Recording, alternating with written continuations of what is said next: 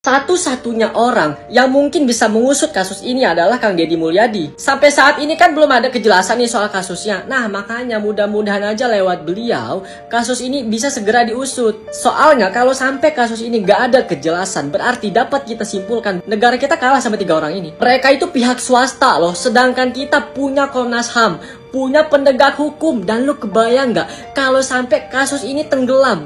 Kalau sampai kasus ini nggak ada kemajuan, nggak ada kejelasan, berarti apa? Ya negara kita kalah. Sedangkan korbannya ada, saksi-saksinya pun siap dihadirkan di persidangan, tapi kok bisa? Makanya gua bilang, kasus ini harus segera diusut secepatnya. Mulai sekarang ayo kita tag Kang Deddy Mulyadi rame-rame yuk. Taman Safari adalah tempat favoritnya anak-anak ya, termasuk saya pada zaman dahulu. Oke? Guys, ada berita yang menghebohkan. Ada pengakuan 2 wanita yang memang dia katanya diberikan sesuatu kekerasan, kekejaman dan hal-hal yang di luar nalar gitu loh. Ini kebenarannya kan kita belum tahu karena belum dipanggil tuh manusia-manusia yang berhati kejam itu gitu ya. Para owner-ownernya nih guys. Nah, mudah-mudahan setelah diinvestigasi dan hasilnya sesuai dengan fakta dan kebenaran yang ada. Mudah-mudahan ya guys. Jangan biarkan dan jangan beri peluang orang-orang berduit merajalela dan menghakimi kita, merendahkan kita, memperbudak kita menjadi egonya semata. Aduh, ampun. Dia sengaja ya mengambil dari kecil, terus dibina, diberikan makan mungkin seadanya dan sebagainya, terus dianggap bahwa itu adalah sebuah ya secara psikologis ya guys, kalau orang dipelihara nih gitu ya, dalam tanda kutip ya, manusia dipelihara, diasuh, karena dia juga katanya tidak tahu di mana orang tuanya dan sebagainya gitu ya guys. Nah itu ada merasa keterikatan bahwa dia akan hutang budi dan sebagainya. Nah dari situlah orang mempermainkan rasa dan pikirannya bahwa yang sudah memberikan budi terhadap dia harus memberikan sesuatu yang setimpal untuk kehidupan orang tersebut. Paham gak maksudnya? Nah gitu. Jadi ini adalah istilah hutang budi dan perbudakan kalau menurut saya. Karena ya itu yang saya lihat, orang-orang tersebut itu adalah peserta-pesertanya yang dibesarkan dari kecil guys. Dan dia tidak tahu siapa keluarganya, bagaimana nasib dia pada saat dia kecil, dan dia tidak tahu bagaimana dunia bermain dan sebagainya. Nah itulah disitulah dipermainkan oleh orang berduit itu. Supaya apa? Kosnya itu tidak mahal guys, dan itu dianggap ya udah itu untuk biaya sehari-harinya dia tidak digaji loh guys, dengan dia bekerja sampai nggak tahu berapa jam yang dia lakukan pada saat dia main sirkus, katanya main sirkus guys. Nah itu kan main sirkus itu kan dibutuhkan keberanian dan konsentrasi tinggi, pelatihan khusus, dan betul-betul dibina gitu lah oleh orang-orang yang mungkin expertnya di bidang persirkusan ya guys ya. Jadi dari kecil itu memang dia sudah dilatih untuk menjadi seorang yang mempunyai talenta itu guys, dipaksakan dalam tanda kutip ya. Ini serem sih kalau menurut saya ya. Dan ini adalah, kalau saya bilang ini adalah perbudakan guys. Aduh, bener-bener merekrut orang tanpa ada rasa hati dan empati, dan dia tidak dibayar, dan dia dijauhkan dari sanak saudaranya, dan dia tidak digaji, tidak dimanusiakan dan sebagainya. Dia hanya diberikan makan mungkin seadanya, itu aja sih. Dan itu menurut dia adalah hutang budi, balas budi dibalas budi gitu loh guys. Speechless guys, tapi mudah-mudahan terciduk dan tertangkap orangnya itu. Oke? Mudah-mudahan ini semua apa yang disampaikan oleh saksi itu adalah benar, dan kita tunggu kelanjutannya. Oke? Salam Dita Gading. Fix Indonesia bisa dikecam oleh seluruh negara. Martabat Indonesia juga dipertaruhkan, begitu pula dengan hukum Indonesia. Ini adalah pelanggaran HAM yang amat sangat berat. Jika Indonesia tidak mengatasi kasus ini dengan baik sampai selesai dan seadil-adilnya, maka dijamin Indonesia pasti akan dikecam oleh seluruh negara. Karena pelanggaran HAM adalah pelanggaran atau tindak pidana yang sangat dibenci oleh masyarakat internasional. Apalagi kalau Indonesia nggak berhasil untuk menyelesaikan case ini, maka martabat Indonesia ataupun harga diri Indonesia pasti akan jatuh di mata masyarakat internasional. Pasti mereka berpikir, kok bisa sih negara nggak becus menangani kasus yang ada di dalam negerinya, apalagi tentang pelanggaran HAM. Jangan sampai kasus ini diselesaikan di hukum internasional. Mau taruh di mana coba martabat Indonesia? Jadi kalau tidak mau dicap tidak becus, harus diselesaikan di negeri ini dengan hukum Indonesia yang berlaku seadil-adilnya. Ngedenger semua berita dan podcast tentang Oriental Circus ini benar-benar di luar akal banget. Kok bisa sih sekejam itu? Saya pikir itu cuma ada di film-film, ternyata itu ada di dunia nyata. Meskipun masih dalam proses hukum, masih dalam awal banget nih tahapnya, tapi beneran ini parah. Dosenku pernah bilang, ada dua opsi ketika terjadi pelanggaran berat di dalam negeri.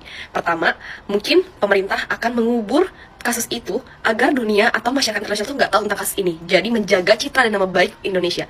Yang kedua, pemerintah akan menindaklanjuti kasus pelanggaran HAM berat ini sampai tuntas, tapi konsekuensinya adalah Indonesia akan dikecam. Jadi mungkin dua hal ini sangat merugikan Indonesia. Maka itu, kalau kalian lihat ya, kalau ada pelanggaran HAM yang berat, mungkin banyak pelanggaran-pelanggaran HAM yang berat ini tidak ditindaklanjuti atau diselesaikan. Nah, kalian ada yang tahu gak contoh tindak pidana pelanggaran HAM berat yang tidak ditindaklanjuti oleh Indonesia? Coba komen ya.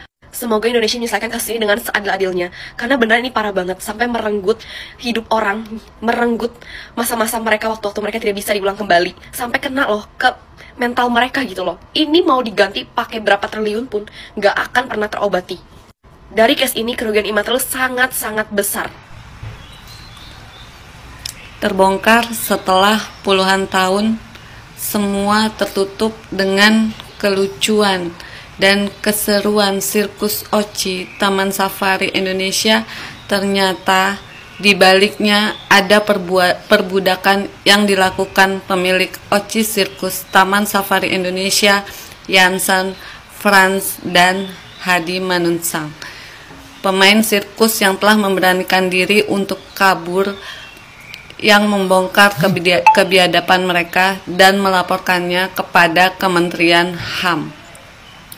Ada yang nggak tahu asal-usul keluarganya dari mana, nggak dibayar setelah puluhan tahun bekerja, hanya dapat tempat tinggal dan makan nasi bungkus.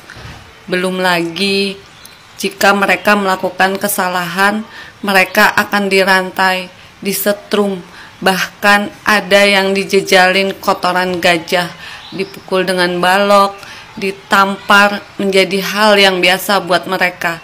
Bahkan jika mereka mencoba kabur, dengan mudah pemilik sirkus bisa menemukan keberadaan mereka. Dengan keberanian, mereka mengungkap semuanya agar tidak ada korban lain seperti mereka. Miris ya, mereka dipaksa tersenyum padahal hati mereka menangis. Mereka dipaksa menghibur padahal mereka menderita. Cerita ini menggemparkan negeri ini dan tak satu orang pun menduga ada perbudakan di balik sirkus Oci Taman Safari Indonesia. Menurut kalian, hukuman apa yang pantas bagi pemilik Taman Safari Indonesia? Adilkah jika hanya dilakukan penutupan? Mari sama-sama kita dengar bahwa berita viral saat ini, yaitu yang berkaitan dengan Taman Safari. Betapa mirisnya para pekerja yang biasa menghibur kita semua. Di balik layar mereka tuh semua disiksa. Bayangin aja ya, gila aja gitu ya. Ada orang yang bisa berpikiran tuh kayak gitu. Lu bayangin dari masih kecil dia udah diadopsi, dibawa, dan bahkan sampai besar dia dilatih, disiksa, bahkan dipasung, dan dipaksa kerja sampai nggak dibolehin tidur. Lu bayangin ini udah pelanggaran HAM terberat. Gue nggak habis pikir ya, ada suatu pernyataan dari salah satu korban, dia bilang kejadiannya itu dia nggak tahu tahun berapa, di bulan apa, di tanggal berapa, karena dia selalu ada di dalam itu dan nggak boleh keluar. Dia tidak megang HP dan segala macam. Bayangin aja ya, seumur hidupnya dia kerja di situ, disiksa, bahkan disetrum. Ini udah luar biasa, ini gila ini. Ini orang-orang benar-benar orang gila. Bahkan ada yang dipasung dan ada yang hamil juga. Terus sempat juga ada pernyataan dari salah satu karyawannya juga yang korban ini, bahwa dia tuh dihukum tidur di kandang macan.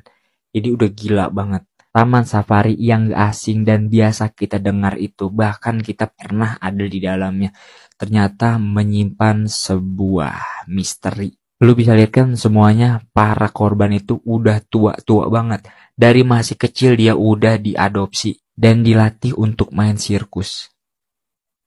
Ternyata benar bahwa sirkus dan badut itu tugasnya menghibur orang tanpa dia harus tahu dirinya kayak apa. Beritaan lagi rame sekarang, Taman Safari ternyata sudah mengeksploitir ataupun menjadi budak manusia, dibikin seperti era zaman dulu, zaman Romawi, zaman apapun lah.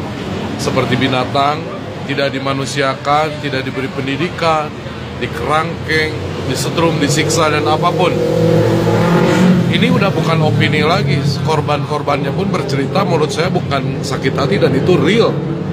Saya berharap warga Jawa Barat, khususnya Kota Bandung dan lain-lain, boykot. Udahlah. Dan ternyata ini sudah menyayat hati. Kita sebagai warga Indonesia, sebagai anak bangsa, miris melihat rakyat yang begitu dari dulu sampai dipisahkan dengan anak. Coba kalian simak deh, buka Taman Safari, klik aja, nanti muncul kalau nggak tahu beritanya. Kalian boleh telaah fakta, opini, atau mitos atau gimana. Ini pasti korban-korbannya baru berani speak up karena mungkin sudah kuat, sudah ada yang melindungi.